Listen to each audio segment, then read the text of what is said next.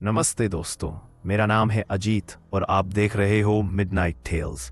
आज की कहानी उस पुराने सरकारी स्कूल की है जिसे लोग रात के बाद भूतिया स्कूल कहते हैं, क्योंकि कहते हैं कि स्कूल में कई साल पहले खोई हुई एक लड़की आज भी अपनी कक्षा ढूंढती हुई दिखाई देती है। ये कहानी उत्तर प्रदेश के एक कस्बे की है जहां शहर से दूर एक पुराना स्कूल खड़ा है जिसकी दीवारें जगह जगह झड़ चुकी हैं, टॉयलेट की खिड़कियां टूट गई हैं और पेपर की पुरानी नोटिसें अब भी दीवारों पर आधी चिपकी सड़ी हुई नजर आती हैं। लोग बताते हैं कि इसी स्कूल की एक छात्रा परीक्षा वाले हफ्ते अचानक गायब हो गई थी और उसी दिन से यह स्कूल सूरज ढलने के बाद वीरान नहीं बल्कि किसी अदृश्य उपस्थिति का घर बन गया। कहानी शुरू होती है मोहित से, जो नया सुरक्षा गार्ड था। उसे स्कूल की रजिस्टर फाइलें देखने और रात में गश्त पर रहने की ड्यूटी मिली।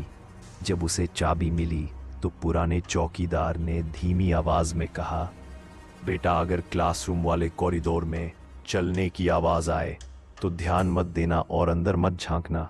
मोहित ने हंसकर टाल दिया, लेकिन शाम को जैसे ही वो स्कूल के गेट से अंदर दाखिल हुआ, उसे पहली ही हवा में अजीब सी ठंडक महसूस हुई।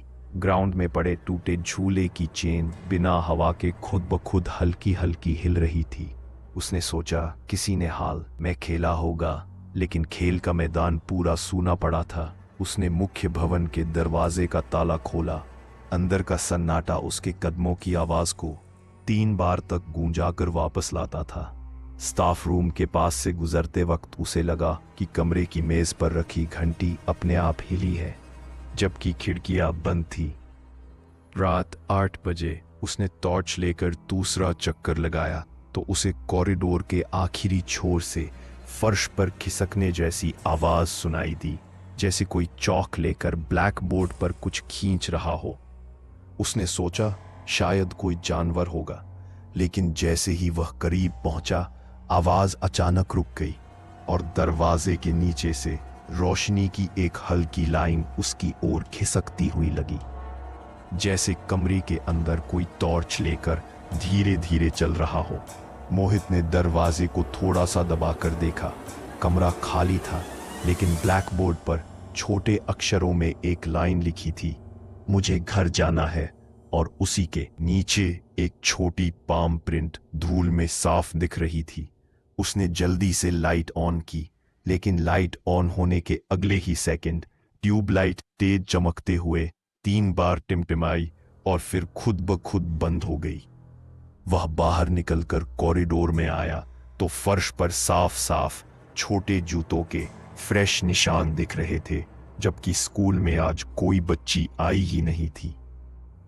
जैसे जैसे रात बढ़ती गई, स्कूल की खिड़कियों से अंदर बाहर अजीब सी हल्की हल्की आहटें आने लगीं और मुख्य हॉल में लगे नोटिस बोर्ड का एक कोना अपने आप उखड़कर गिर गया। मोहित जब नोटिस उठाने झुका तो उसे लगा कि किसी बच्चे ने उसकी पीठ पर हल्का सा हाथ रखा, लेकिन मुड़ने पर वहां सिर्फ खाली हॉल था।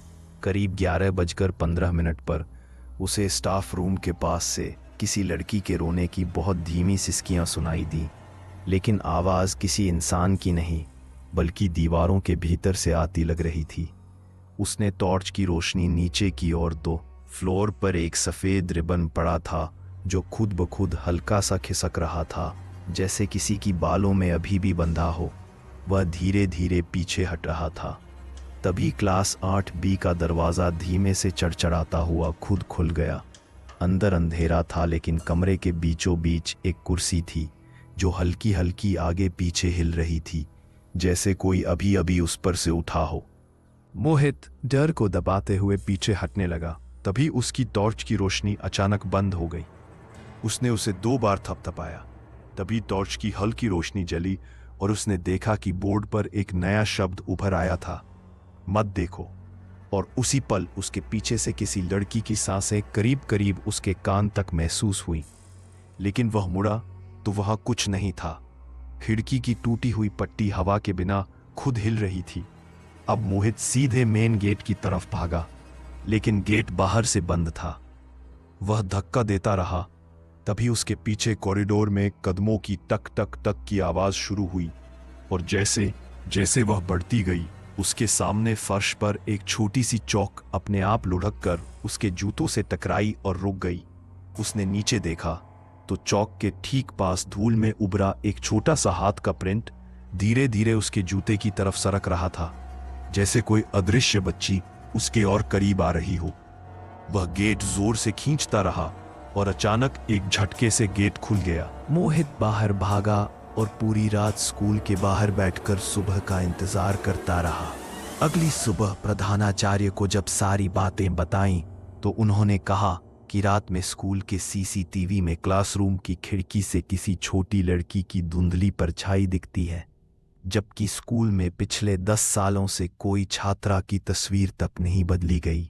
आज भी रात के समय जब कोई उस स्कूल के पास से गुजरता है तो कहते हैं कि ब्लैक बोर्ड पर खुद से चौक खिसकने की आवाज आती है और खाली कॉरिडोर में किसी बच्ची की कदमों की गूंज सुनाई देती है। दोस्तों, अगर आपको ये हॉरर स्टोरी पसंद आई हो तो चैनल को सब्सक्राइब करिए, बेल आइकॉन दबाइए ताकि जब भी अगली डरावनी कहानी आए सबसे पहले आपके कमरे में उसकी आवाज गूंजे। मिलते हैं अगली वीडियो में।